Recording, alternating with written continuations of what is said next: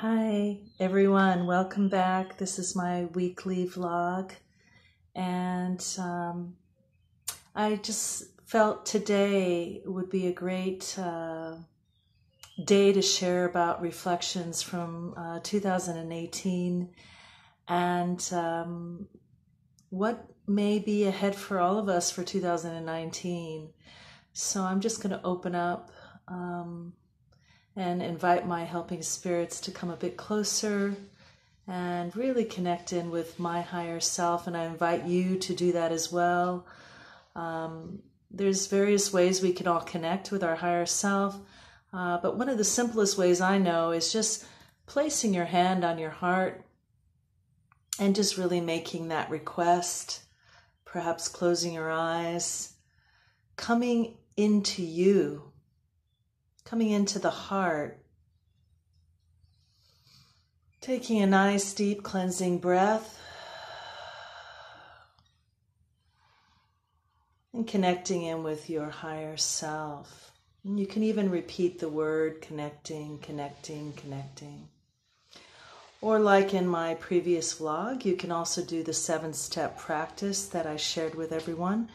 That's a beautiful, simple way as well of connecting, plus you get the benefit of all the other steps in the practice as well. So, looking at 2008, I don't know about all of you, but for me it was a bit of a roller coaster ride. I had some amazing highs and I also had some intense lows. During last year, I almost broke up with my partner. It was a very sudden and unexpected shift in our relationship, but the gift in that is that it really enabled me to go away and go to Ecuador and really have time to go deeper into me and see what wounds in my own life, in my own self, needed to be addressed and healed. And I had that opportunity at the Andes Summit in Ecuador. It was really quite an incredible experience, and I had a big shift. And when I returned home to Bali, my whole mindset had changed, and I did want to stay in the relationship with my husband, and we are still growing together and learning from one another. That was a huge change for me. Didn't expect it. I thought we were actually, I thought a relationship was over. But as you know, as we open up to healing ourselves, everything in our lives change around us. So, I also experienced some incredible, wonderful connections with women in Canada during an amazing Intro to Shamanism workshop I led there. And I even led a couple of trainings here in Bali.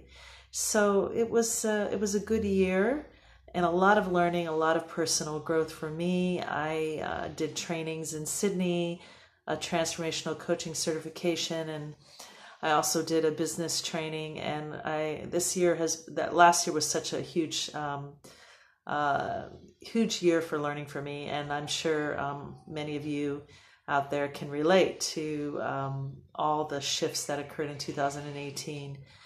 And so as we move into 2019, some people are really feeling a lot of hope and a lot of possibility. And I think that that's definitely, the energies of that are there in the air. It's always great to have a fresh start and really live our life in a whole new way, in a greater way.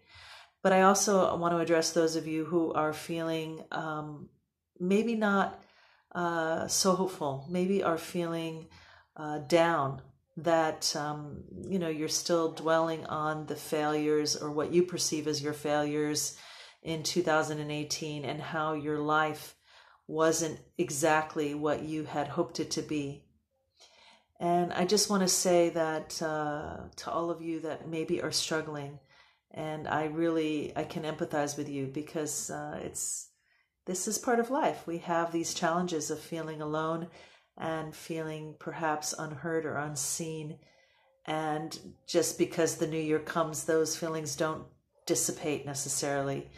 So I wanna say to all of you that, please give yourself that time to nurture you, to take care of you. And however you do that, as you move into 2019, make a commitment to cherishing you, to loving you, to spending that time to connect with yourself, your higher self, every day, whether it be through the 7-step practice I shared with you or your own practice. For example, yoga or qigong, any of those mind, body, spirit exercises are really great ways to connect with you. I also recommend spending time journaling. One of the activities that I'd like to share with you is just journaling with your higher self, having a conversation. What would he or she tell you, that wiser part of you that perhaps you know, but you're not really fully acknowledging? And if you just spend time and suspend that rational thinking mind and really move into that space of intuition and creativity, allowing your higher self to dialogue with you, and then you replying and having a sort of back and forth, going back and forth, you'll be amazed by some of the gems that come out of that conversation as you journal in that way. And just maybe even asking your higher self, what is it that that my soul truly desires to create for 2019? What would bring me the most joy and the most abundance on all levels? And how can I be a contribution to the world this year? These are some really great questions to ask. And as we move out of a place of feeling sorry for ourselves and, feeling like a victim, and move into those greater questions, you find that your mind will shift. It will make